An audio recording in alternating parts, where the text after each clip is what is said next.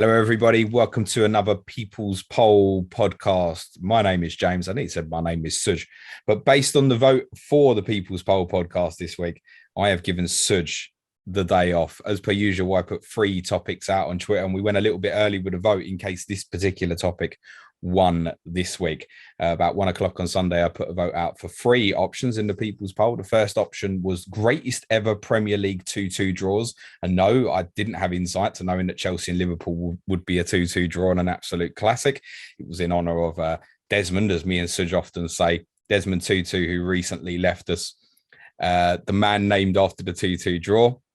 We also had an option which we're going to cover off on our Patreon podcast today, which is, do we still care about domestic cup competitions? Me and Suj will be discussing that on our Patreon network.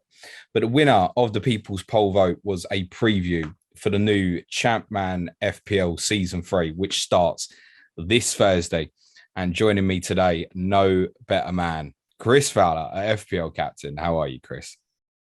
I am very well. Excited to be on. First time actually on a proper pod with you.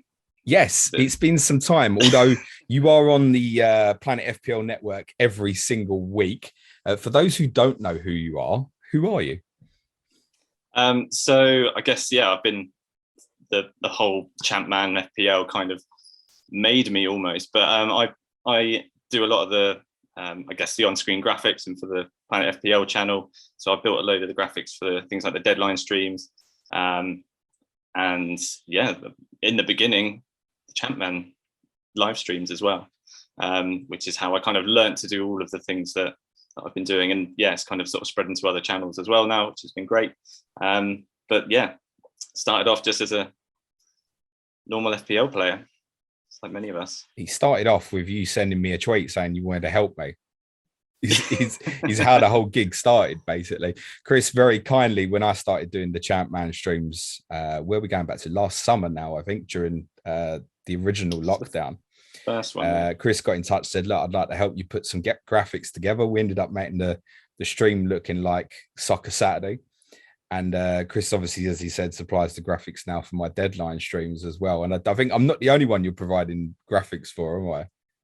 No, I've been lucky enough to, off the back of it, have a fair bit of interest from other channels, and it's still going, it's still growing. So I'm getting better with each one I do almost, and from something that I had sort of pretty much no experience in 2 years ago, to helping lots of channels and having lots of different styles and just different ways of creating a visual for YouTube. I've learned so much from it. It's been a great kind of skill to learn as well alongside. Originally just doing a couple of videos a week together, and it's kind of grown from there. So it's been good. It's been great. And I take it, for what we see from Champ Man starting on Thursday, I take you're going to be responsible for all that as well, are you? Yes, sir. Yeah, it's always hold a little place in my heart, and for me, I think it does for many. And for me, which is part why I wanted to do this podcast, is obviously to promote the game, partly to people who may not have played it before. I'll be honest, for the very experienced players, probably more enjoyed listening to me and Chris perhaps talk for 20 minutes or so. But we want to introduce the game ideally to new players ahead of Thursday's deadline. So can you briefly, Chris, tell us, what is Champ Man FPL? Yeah, so it is essentially FPL, so Fantasy Premier League, but based on a computer simulation, but not just any one. So based on Champ Man 0102, where the original idea came from, as James mentioned, right at the beginning of the original lockdown.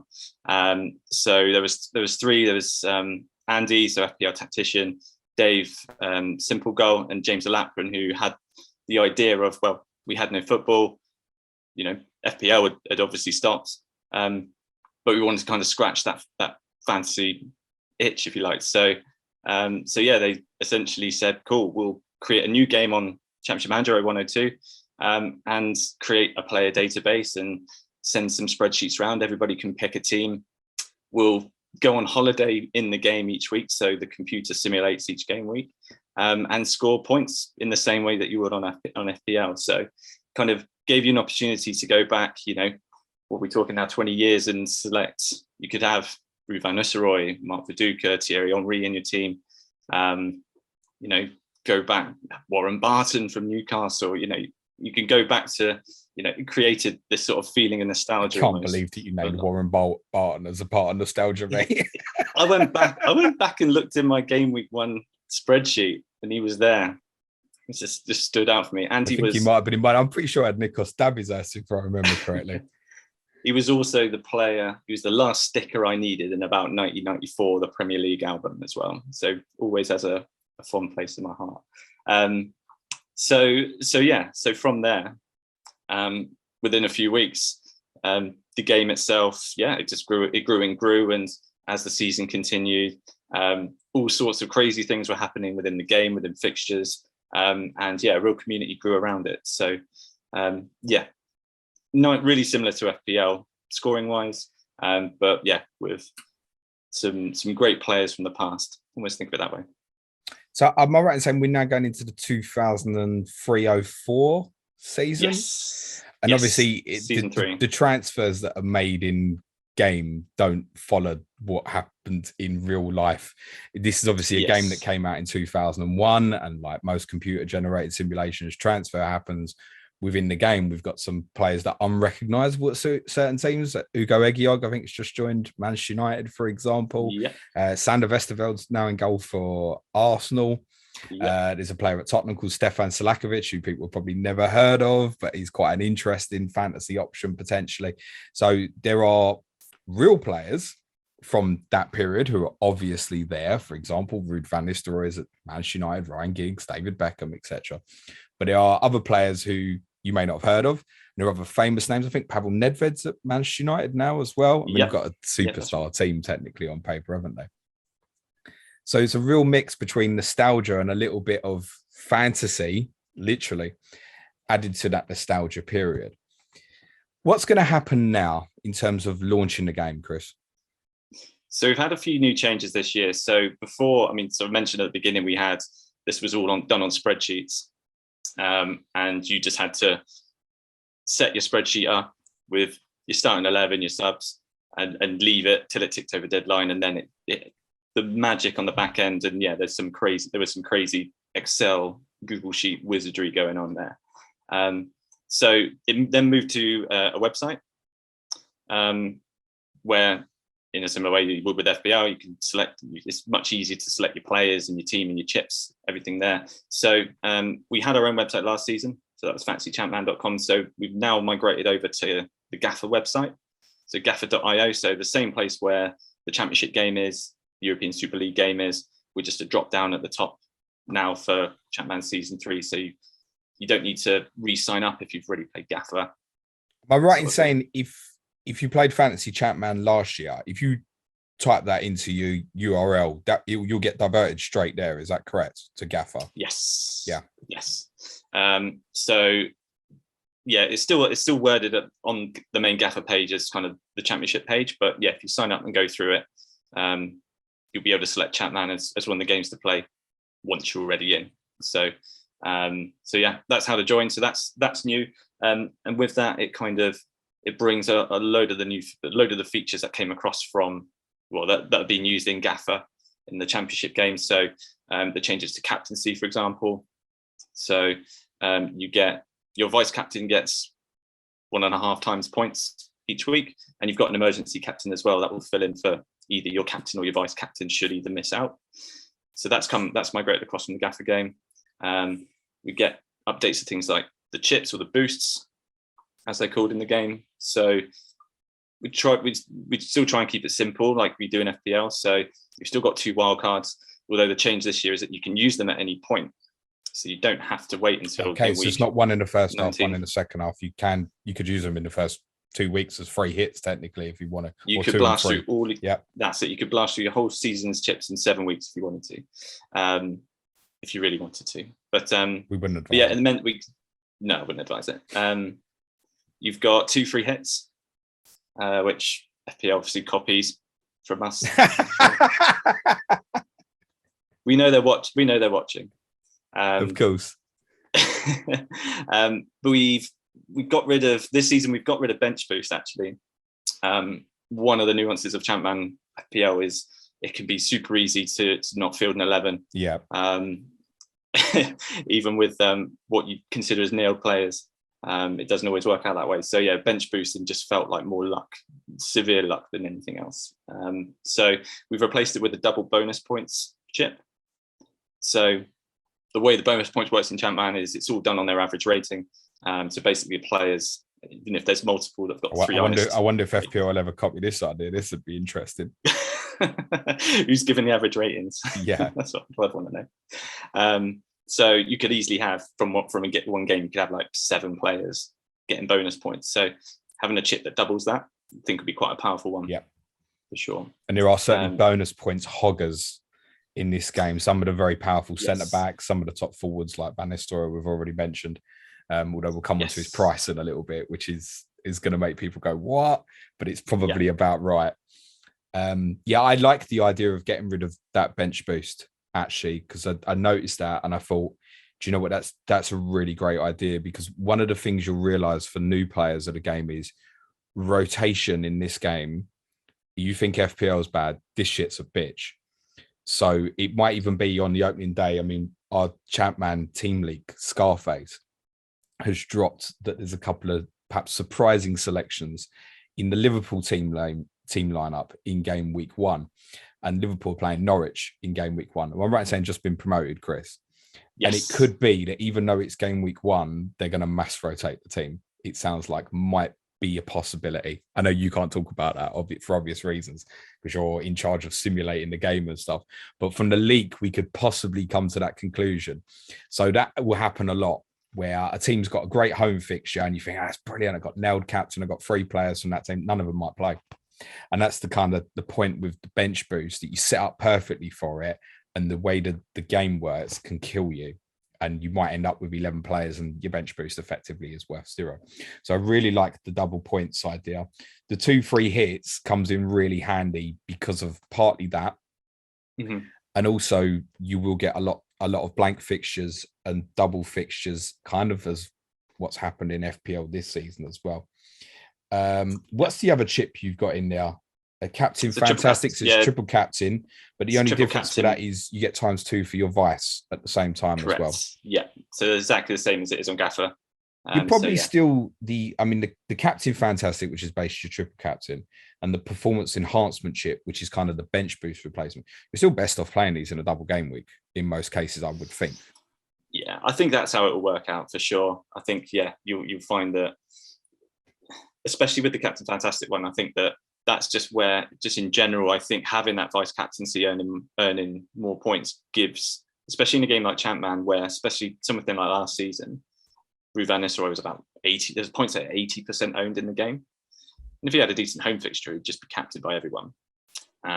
So having another means to try and having another way of getting additional points for other players, you could put it on a defender and to get a clean sheet, get extra 3 points there. So there's a few ways to do it, and I think from the triple captainship, or the Captain Fantastic, in the last 2 seasons we've had triple game weeks, so it's a high possibility that something like that could happen. Yeah, but when I say Manchester United had a triple game week towards the end of last season, I think where basically it can line up if they keep doing well. The way the fixtures were set out just generally were very different back then to how they are now, and you would get more postponements. You get Champions League games on the same night as Premier League and stuff like that. They get thrown about everywhere. And we'll come on to that because we've obviously got a blank game week coming up real early in the season as well, which will affect how people play. But before we talk about kind of a little bit of planning and sort of setting up with perhaps towards the starting team, what's actually going to happen on Thursday night? When's the deadline, and what's going to happen on the YouTube channel? Yeah, so deadline is the same every week. So every week it's at 7:00. And this is every Thursday, is it? Every Thursday night. So is this just going to run for the next 38 Thursdays, basically? Yep. Yeah. Okay. I think last year, if I remember correctly, I think we had a week-long break during the middle of this, between the 2 halves of the season, but that was the only break we took. So if there's a 3-week international break in game, we just skip through that and just come to the next game week fixtures. So 7 o'clock deadline. So we go live on YouTube at 8 o'clock. So what we generally have is a couple of pundits who will essentially be there to watch the games unfold and sort of talk about it. And the way we've done that in the past is that we've been putting the commentary up on Twitter. So we had I think last year we had a team of about 13, 14, just sort of rotating commentators who would spend most of their week typing up tweets, looking at the games in the sim, looking at the results, reading the match reports, and literally writing down the bookings, the shots on target, the key events, writing them down, creatively as well, not just typing them as they are, putting them into Twitter, scheduling them to come at the right time, which is no mean feat. To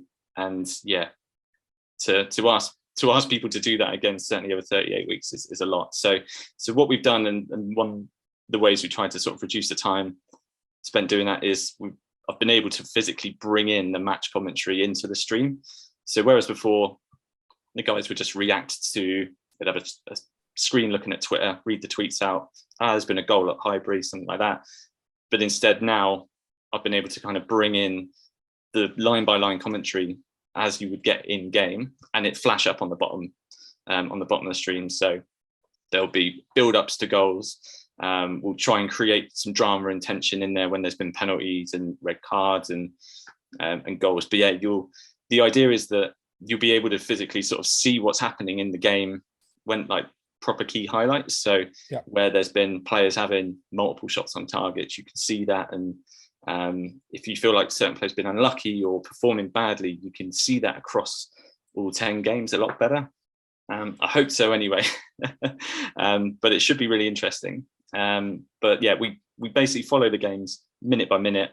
Kickoffs at 8:30. So between 8 and half eight, the guys will run through the lineups, and then from 8:30 we're off into the first half. So and it runs live, right? So you'll have 45 minutes in the first half. It will run for 2 hours basically. Yeah, exactly that. Yeah. So the guys will run along the commentary.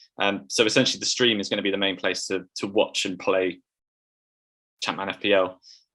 We'll still have some tweets going out from the official account, things like, so when goals go in, they'll get tweeted out about a minute after they're announced on the stream.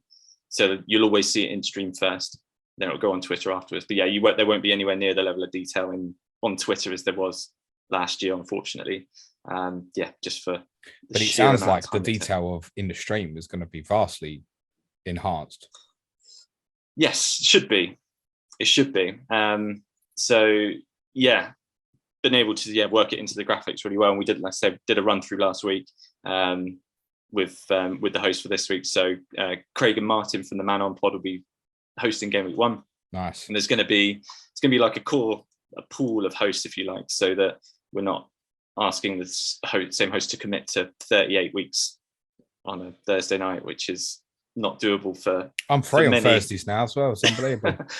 James, don't say that. No. I will come and do one though, definitely. Yeah. Oh, we'd love to have you back. It was great that season 1. Just we're all still playing it because of what you did as well during season 1, and just Saturday afternoons as well, wasn't it? as well as. Well, we all needed at that time. We all needed something in our lives, right? So, it's amazing to see the growth in the game now as well. I'm really excited for Thursday to come round. And obviously the Man On boys, we're big fans of them. They were part of our takeover week in the summer. So that's a great start. So you're going to have different hosts next week? Or are you not allowed to say? Is it kind of secret or? No, not really. I think what we'll probably do is we might do a couple of weeks of Craig and Martin, so that, it's new. It's a new type of stream as well. So, a couple of weeks to, I guess, feet under the table, if you like, get comfortable with it, and then we might switch it around. We kind of we'll play it fairly easily. I think be pretty flexible with it. I think it'd be really exciting. I think that having different personalities come on, different types of different pairs with different types of chemistry, I think will be really interesting. But obviously, the guys that did it So last season we had Andy FPL Mode and Luke FPL Irons, who did every single game week. And yeah, fair play to them for doing it. They were great. They were so good. It worked so well. Those two worked so well together. So yeah, hopefully it'd be great if we could have them on as well, just like old times. I'm sure that will happen. I don't doubt that at all. What kind of resources are out there for new players? So, because I guess if you're logging in for the first time and you're looking for a list, and all you've kind of got is some ownership numbers, which will go through player pricing and stuff, you look at things like egg yolk at Man United and might be a bit confused. What resources are there out there for people to kind of help get them started with team selection and not just going on during the season as well? Sure. So there's a fair few of us on Twitter now that are kind of dedicated to creating content and resource for it. So you've got sort of mentioned Scarface, so CM_Scarface, who's our scout. So every Monday, Tuesday, we'll drop him some hints to put out to the world. For example, like the league this week around some of the Arsenal and Liverpool players. So that just to kind of, because anything like this can happen, it could, like, unknown players or players you wouldn't expect would start to play. So yeah, we want to try and lean some of those decisions and try and help a little bit, not too much, but just a little bit. So yeah, he's one to follow. You've got Whitebeard FPL. He runs like a data trove of all of the stats for every player for season 1, season 2, and will be for season 3 as well. He's much more involved with pulling the data out of the sim and getting it onto the website as well this year. So yeah, if you ever want to know how many shots somebody, who's taken the most shots for Everton or anything, shots on target percentage, anything like that, that's all. Headers won seems to be an important metric. for centre backs and even for the forwards, really. So we've got a certain Peter Crouch joining Blackburn. I noticed this at year. Blackburn, yeah. So yeah, jumping 20, heading 20, yeah. So that would be he's gonna be good in this, isn't he? He had a good season last season for in the old Divi 1. Oh, so who was he with? Was he with QPR or? He was at Portsmouth. I don't know if I'm in real life or not real life anymore. He was at Portsmouth, wasn't he? He was at Portsmouth, yeah. Yeah, I think he's got about 32 last season in the sim. So yeah, could be good. So yeah, you've got our season 1 winner, Luke Disable. He's got a Discord channel running that, yeah, I'm not sure how many are in it now. It feels like hundreds. And yeah, certainly over the last few days, it's really kicked off with activity in there. So that's a great place, and probably, yeah, one of the best places to really sort of chat about the game with like-minded people and those who are running sims, which is probably one of the best places to get information from, where you've got players who are running their own versions of the game, trying to kind of mirror our sim to try and just gather information around, okay, in this fixture, on average, how many goals are Liverpool scoring, how many goals are Norwich scoring, for example. Getting that information out there, so then that kind of helps you make some, helps with certain, if you've got 50-50 choice, you can look at the sim data and go, oh, I'm going to be a bit more aggressive with how I play, take some hits, because it's a simulation. If on average a certain team is getting more goals or outscoring the other team by a lot, you can look for captaincy options and things that way. So yeah, the man on guys are doing a load of that this year. And then yeah, Tala Nadim. So he's our Ben Crellin, if you like. Yep. On the fixtures. He's very good with FPL planning as it is just generally anyway as well, Tala. Absolutely. Super Sky. So yeah, really key to follow him so that when there's clashes coming up in the future, things like that, that can really kind of affect your planning. Again, he's somewhere you can get that resource from as well. So sorry if I've missed off anyone. There's a lot of great stuff out there. What about your streams as well? Are you going to do a weekend stream as well? So we do one on Sunday. So we do like a game week preview where we kind of run through the condition of each team, literally from A to Z. We talk about some of the fixtures. But yeah, that's going to be where you sort of find out about injuries, suspensions, things like that. We'll put them up on Twitter as well on the official accounts. So if you don't get time to watch the stream on the Sunday and interact, then yeah, that'll all still be on Twitter. That information is crucial because there's certain nuances that are very different to 2004 to what is now, because you've got things like red cards don't lead to an instant suspension. It's like a 2-week gap or something. 2 weeks. The percentage level of players' fitness is pretty important. Basically, above 90%, you're pretty safe. But players can randomly play if they're down to as low as about 72%. I think it is kind of the cutoff we'd worked out in season 1 roughly. You get some mad injuries. The worst injury you can have in Champ Man FPL is a gash leg. That seems to happen quite a lot, gash legs. I noticed there was a lot when Tino Livramento was out for Southampton the other day, or rumoured out with a gash leg. The whole Champ Man FPL community got really excited about a real life gash leg possibly causing an injury for someone. But those streams are incredibly insightful and useful in terms of your planning. They're as important as the enjoyment of the Thursday night, because you are no doubt going to miss something. So it's important to say you are going to release a lot of this info as well if people can't tune into those Sunday night streams. Yeah. I know a lot of our patrons have really spoken up about Luke's Discord channel as well. Obviously, you can follow him at @FFScout_Luke. I'm sure he'd be happy to get you involved if you want to join his Discord and stuff. So we've got Thursday night streams live. We've got Sunday night streams preview/review of what's happened. So game week 1 fixtures. I noticed some big hitting fixtures game week 1, mate. What's all this? Manchester Derby game week 1, City versus United, Tottenham versus Chelsea game week 1. Mate, the world would have an uproar if that was the real world game week 1. The difference between then and now is City were really shit then, and so were Tottenham, right? Am I correct in saying that, basically? I mean, there's nowhere near as much network involvement, shall we say. Some games get moved to like a Sunday, the old school Super Sundays that are all televised, not 4 games and 2 of them are televised sort of thing now. But yeah, all 10 fixtures on at the same time, and that's how it will be on the stream as well. So even if there's a Sunday fixture and a Monday night football, we'll still run it through all 10 games at the same time. But yeah, it's an interesting game week 1. I think that I can't say too much, but no, that's okay. I can cover a little bit of the stuff off. So the best teams aren't necessarily the big 6 from now. As like Tottenham, my experience of the first 2 seasons, it doesn't mean it'll be the same. But we'll score a few goals, but they'll concede a shitload. Man City had only got promoted last year. I don't think they did too badly. But the main teams really are United. You can probably remember the Ferguson-Wenger rivalries. United and Arsenal. Liverpool will be up there.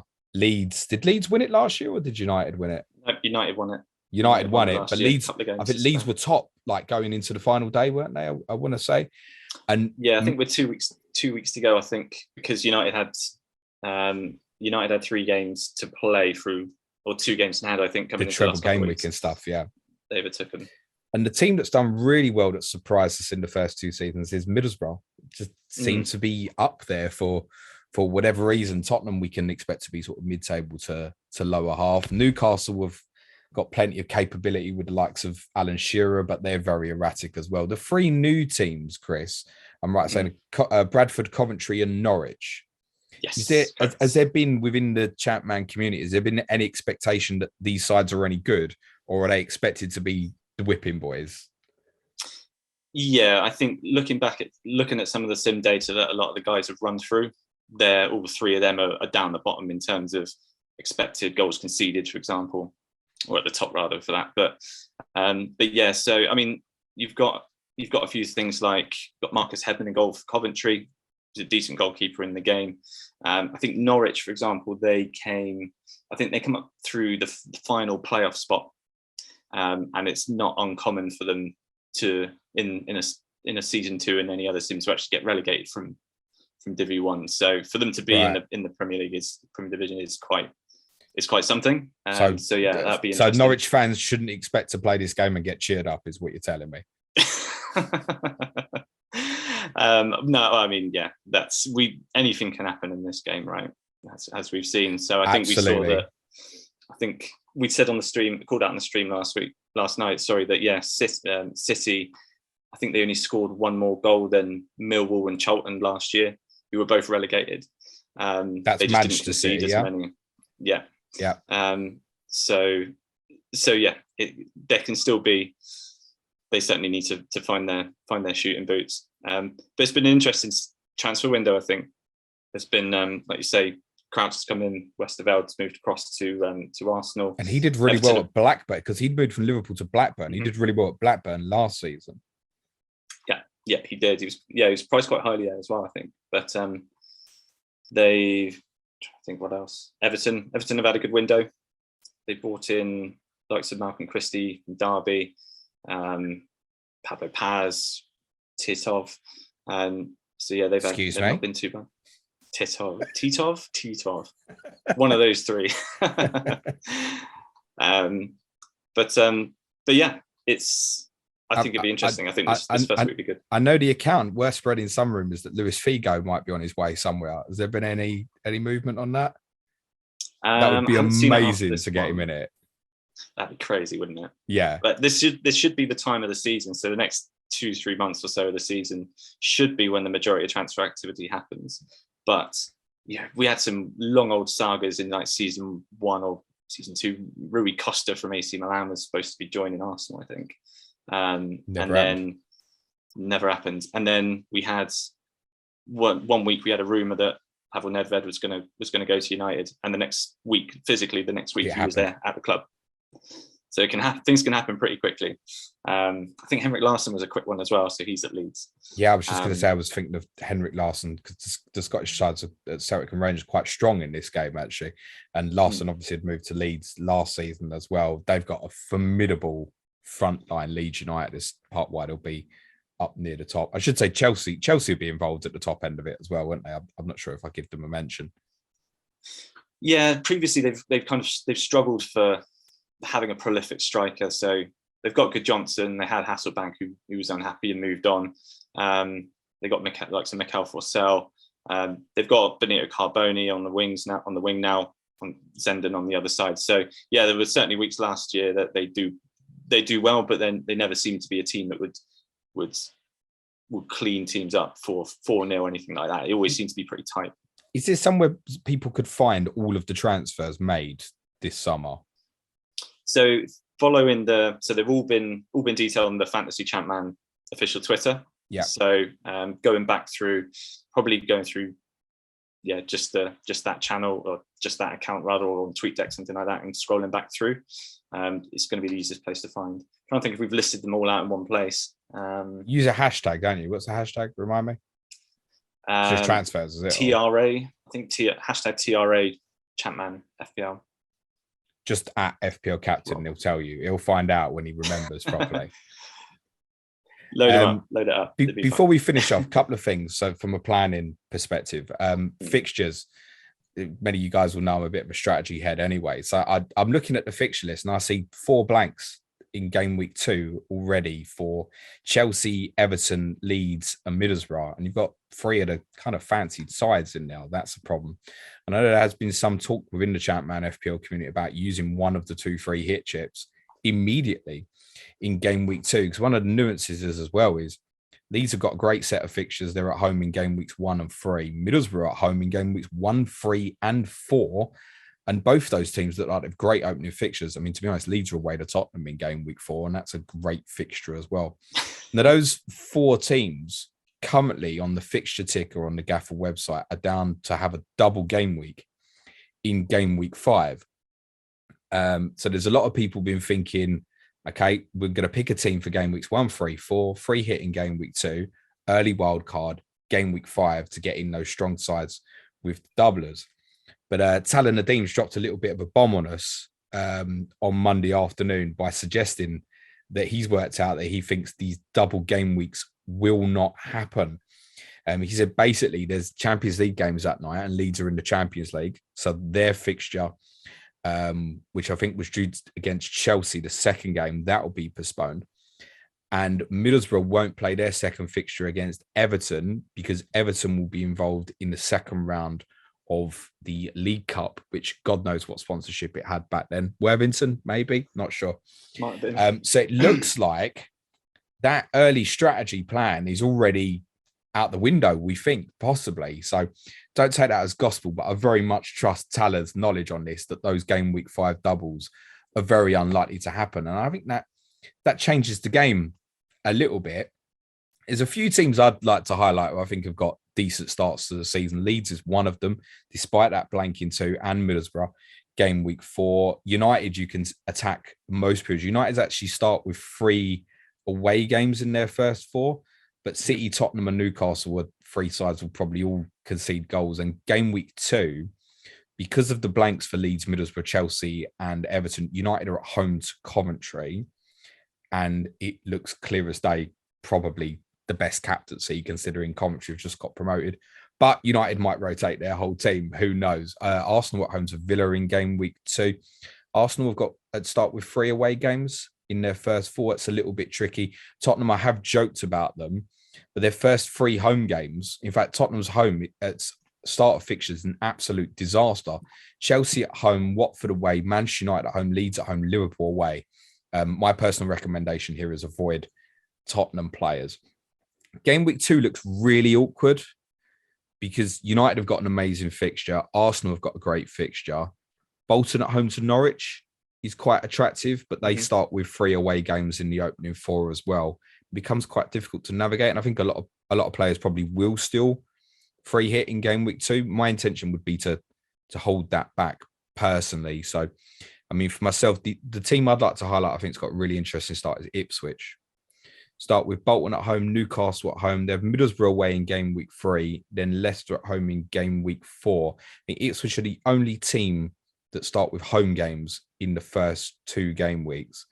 And home form in this, or just home fixtures, is massive, isn't it, Chris? Like huge.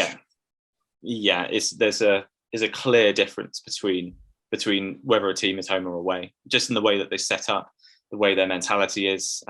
Teams will generally attack more at home. So therefore likelihood of getting more goals is higher if they're going to be attacking. And yeah, I think it is going to be interesting. We had the same setup last season, because I think we had a blank last season as well in 2.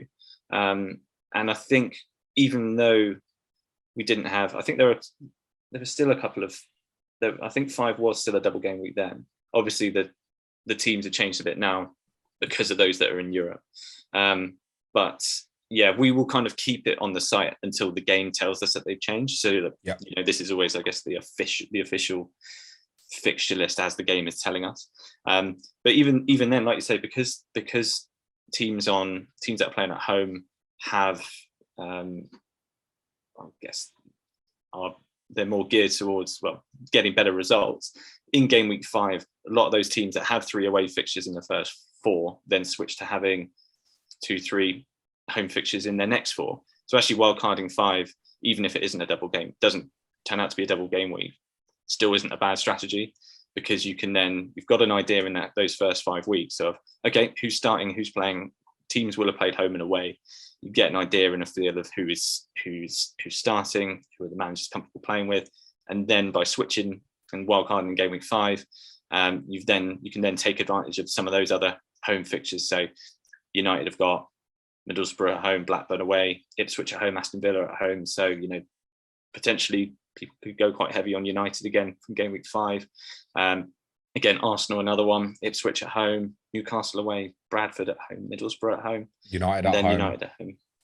Yeah, so there's 4 home games in 5 there. It matters in this game. It does, and you can do fairly well just from following the home fixtures. Doesn't mean that a team plays away and is guaranteed to lose, of course not. But yeah, it's clear running the game and looking through the sort of the sim data and sort of average goals scored at home versus away. It's noticeably higher at home.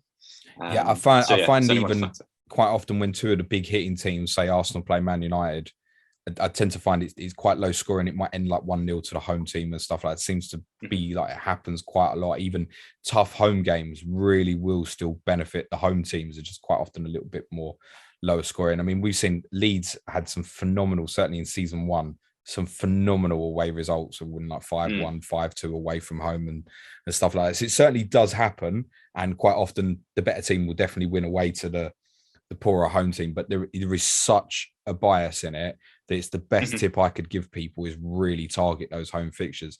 So exactly what Chris has said, like game week 5 to 9, Arsenal got 4 home fixtures in 5.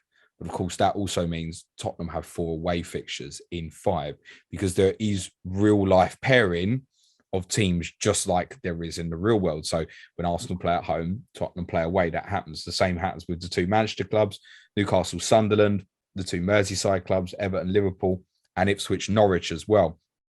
And Bradford, Leeds. So the 6 real kind of derby, obviously Bradford, Leeds, both Yorkshire, when one's at home, the other one's away. The pairing ones that are not as easy to remember where one's at home and the other's away is Aston Villa are paired with Watford, Blackburn are paired with Chelsea, Bolton are paired with Middlesbrough. Both those 2 teams can be particularly strong at home, actually.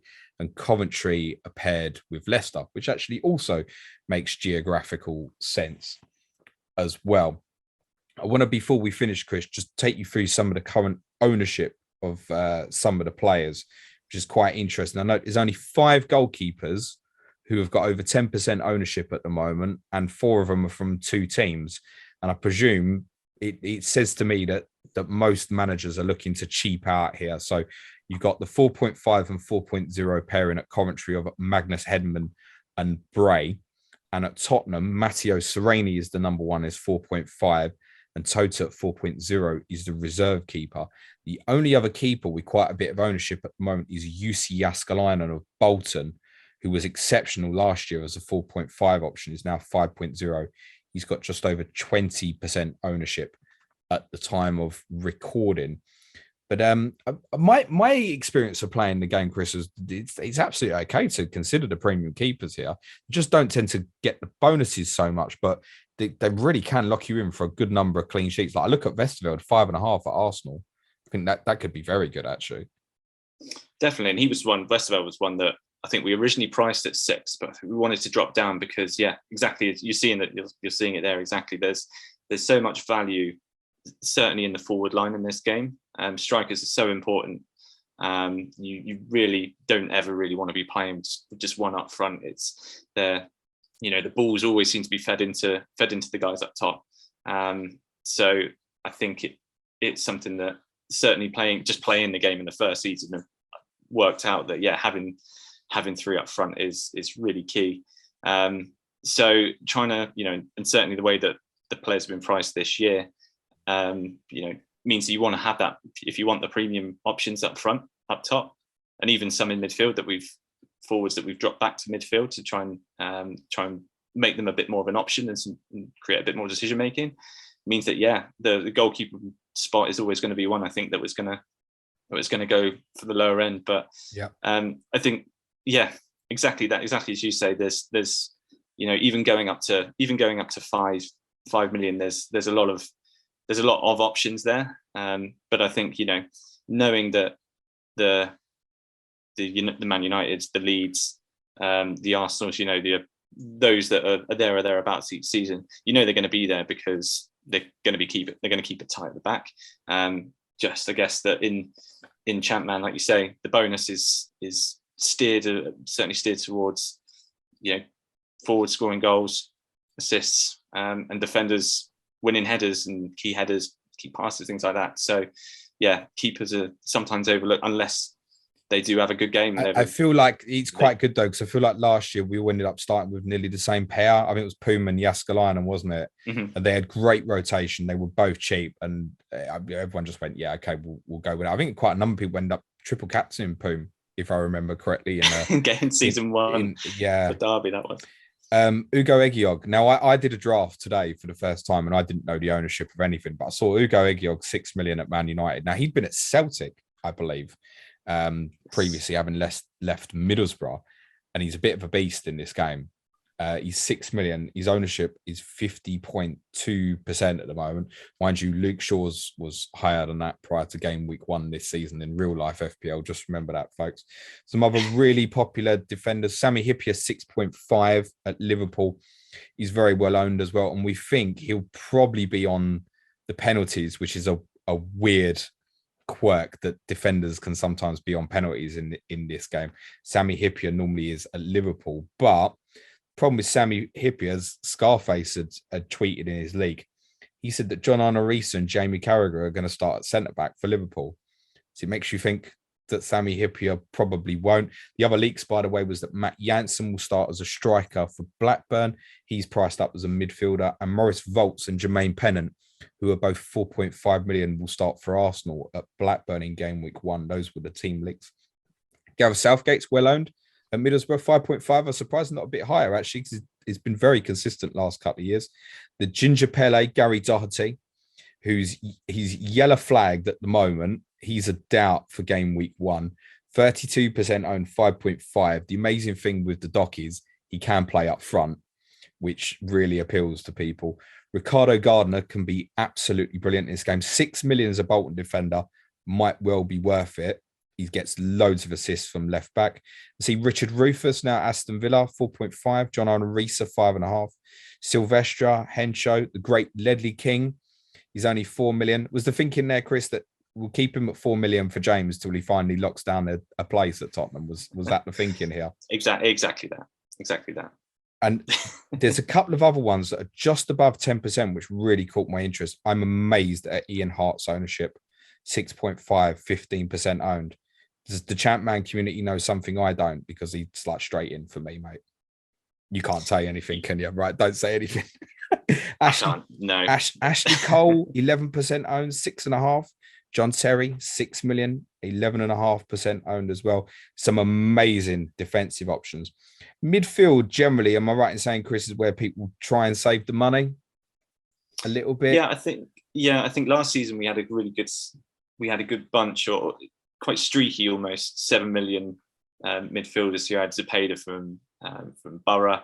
Perez, we dropped, I think he was about 9 million in season 1, and he didn't play as many games as we thought as he would, so he was down at 7. So I think there's been in the pricing this year, I think we've looked at that, and we've tried to try and ensure there are some options at the lower end for midfielders.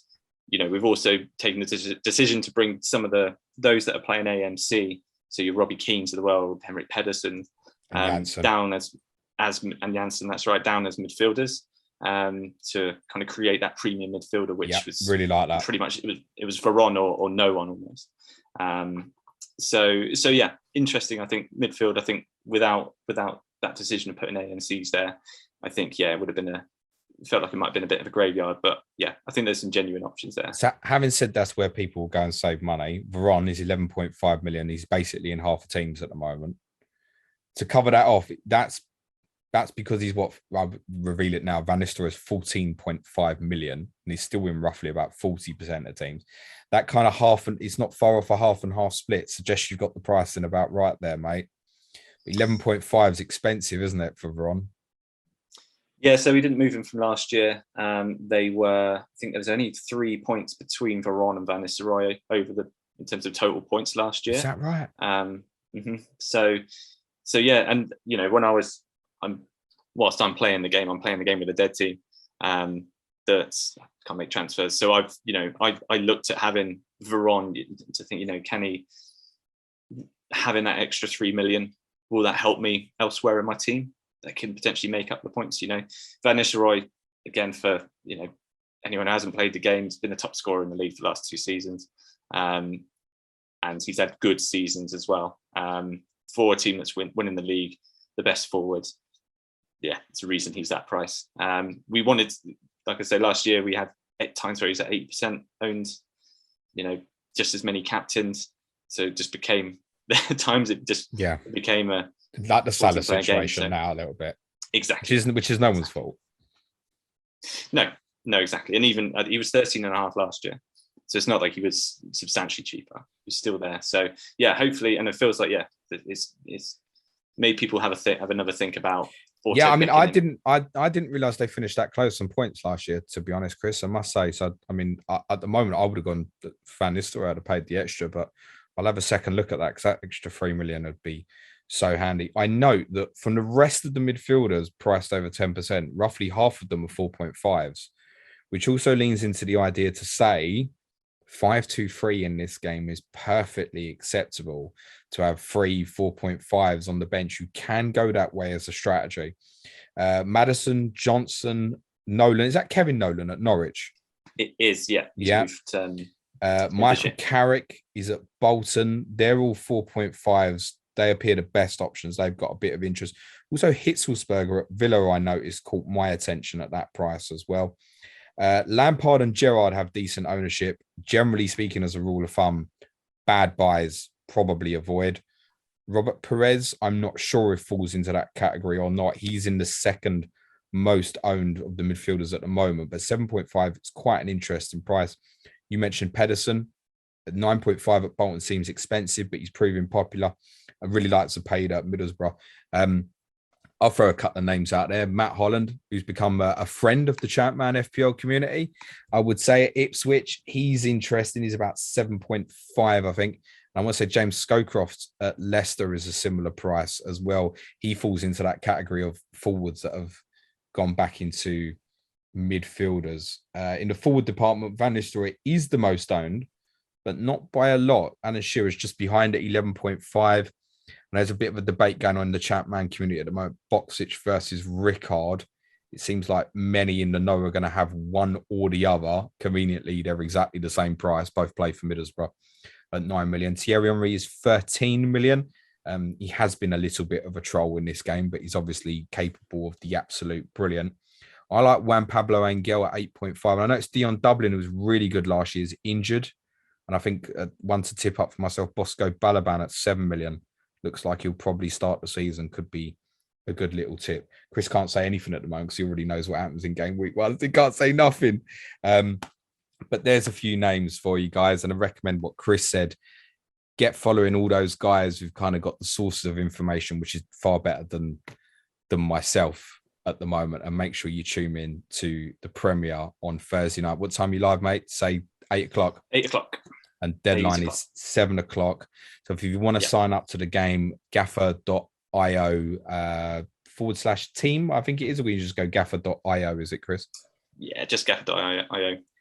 Anybody's unsure, DM me and I will point you in the right direction. And some good people that are well worth a follow. Twitter accounts, Fancy Champ Man. They'll all be all over it over the next few days as well. Chris, where can everybody follow you, mate? I'm at FPL Captain, spelled with a K. Just to shout out as well, fellow game maker Rob, FPL Panda, who's equally put in crazy amount of hours into getting this up and running. Obviously Whitebeard, as I mentioned before, Motley Barnett as well, who's helps us with the Twitter side and the social side, and of course Andy Martin, who's still involved, and we'll hopefully get him on some of the live streams as well. Just a thank you to everyone who's been playing so far. Really looking forward to getting started. Super. Chris, thank you so much for your time. Thank you for everything you do for not just this community, but the Planet FPL community as well. And shout out that man, Rob, FPL Pan, who does great stuff for the Planet FPL patrons on the Patron Champions League competition as well. Thanks so much, Chris. Give the man a follow at FPL Captain on Twitter. Suj will be back tomorrow, dropping knowledge bombs. Probably not, because we'll be talking Sky Fantasy Football, but we'll have that for you tomorrow. Thursday's Clash of Correspondence ahead of the Champ Man deadline will be Burnley versus Leicester with Turfy Topper and Aaron Lager, and I'll be streaming on Friday, probably talking a little bit of reaction to the Champ Man Season 3 premiere on Thursday night. Other than that, thanks again to Chris. Cue music, please, man child.